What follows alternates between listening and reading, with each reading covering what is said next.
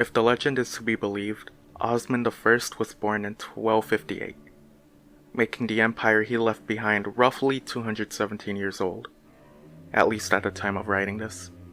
Just a few years ago, I was forced to make a bitter decision that would have marked me as the worst sultan of my empire's history, and perhaps I will be remembered that way. Maybe after my death, my realm will splinter, and everything I have worked for will vanish. Or maybe after my death, my son and his successors will heed my words in this letter, and let the course of destiny guide them through these trying times.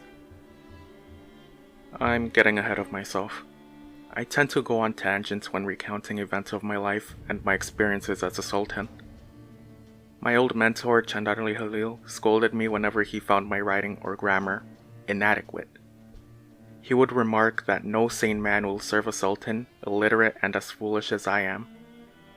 I thought I'd be able to make up for my faults in writing with martial prowess, but even then, my mentor would remark that my build and physique was an embarrassment to the Osman family. When I tried to balance both writing and martial ability, thanks to my fascination with Alexander and Caesar, he would tell me in the most monotone way that I was neither, and was better off focusing on being a normal sultan, one that would reign, but be a footnote to an even greater one.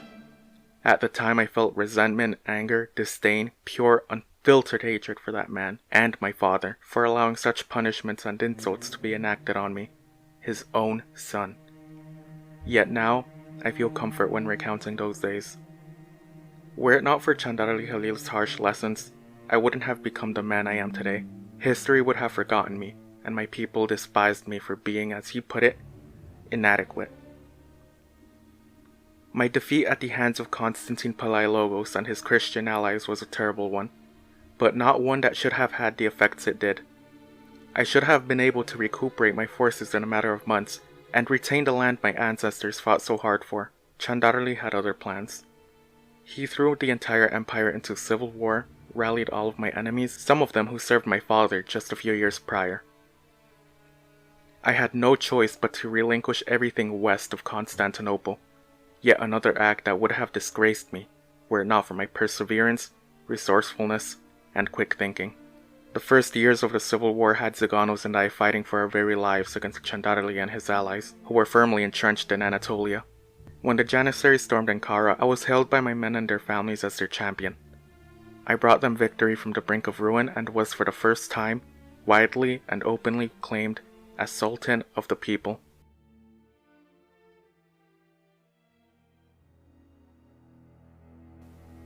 It was on that night when I met the woman in strange garbs. She spoke in a foreign tongue, one that even I couldn't recognize. Judging by her tone, she must have asked me a question. When she realized I couldn't understand her, she began looking around as if to search for anything that could hint her of what language I spoke. She eventually found a letter from one of my governors and opened it, skimming through the page, and eventually looked up, making direct eye contact. She then spoke to me in fluent Turkish, asking me if I knew the reason why I was denied of my destiny. I had seen enough and called for my Janissaries, but she warned that should anything happen to her, I would not see my rightful place in history come to fruition. The Osman bloodline would meet an abrupt end, denied its place in world history. Right then and there she knew she had my full attention, and so she motioned for me to sit down and listen. Entranced by this woman, I did just that. She began to tell me a story of two brothers. They were named Konstantinos and Selim. They were both sons to a man named Livius, who was famed for his physique and tall stature. His accomplishments were unrivaled and his possessions coveted by many. He gave back to those living in his lands. In return, they were expected to follow the given rules and work to make the man's estate the most illustrious in the entire world. As news of Livius' success spread across the region, bandits began to raid his land. At first, Livius was able to repel these bandits, gaining even more respect and adoration by the townspeople. But Livius was a mortal man. He grew old and became increasingly frail, losing that physique and stature he was once famed for. The townspeople could care less about what he had done for them, and let his memory go to waste, and soon enough began to raid Livius' estate, along with the bandits. Before dying, Livius wrote his will, which stated that Konstantinos was to be considered his one and only heir. Upon the death of Livius, Constantine swore to protect his father's legacy, and began to turn around his fortune. But after a series of disasters, he too was on the brink of bankruptcy and ruin.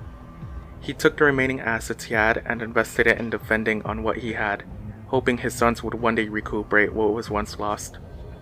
It was then when Selim came into Constantine's life. Selim introduced himself as his half-brother and asked Constantinos if he could be allowed to live with him, due to the poor harvest in his hometown. Constantinos refused and kicked Selim out, leaving him to fend for himself in the now dangerous estate his father left behind. As the years passed by, both brothers would get into altercations regarding their father's will and the legality of it, but every single time Constantinos would come out on top. Like his father, Constantinos was but a mortal man. Old age began to catch up and soon Selim was coming out on top. Selim was on track to take everything from Constantinos and inherit the legacy of Livius, finally attaining what he had wanted his whole life. I waited for the woman to finish the story about the two brothers, but all I was met with was silence. I opened my eyes and saw that the woman was nowhere to be seen. I asked myself if I had had too much to drink, and began to frantically look for her. In my search for the woman, I stumbled into Zaganos, who asked me if I was alright. I was apparently sweating and looked as if I had had a terrible nightmare. I grabbed onto Zaganos' coat and asked him if he had seen her, the woman in strange garbs. To which he confirmed that he did. He handed me an envelope with instructions to hand it over to me, and to not have it opened until 1475, the year I am writing this to you, Bayezid. You must be wondering what the letter said. What must have been so important that I could only read it when the time was right? I wish I could tell you. I really do. But it's not something you and I should be concerned about. If the contents of the letter are to be believed, it's best we leave the Romans to their own fate. I will leave you with one piece of advice though. Let destiny take its course of action. If there's one thing I have learned from the strange woman's letter, it's that no matter what, destiny cannot be changed. The rightful inheritors will take their place in history. It's all a matter of time. Bayezid, the Romans' worst enemy are themselves. Sooner or later you and your descendants will see that. As for that woman who visited me so long ago, watch out for her, for she might visit you too.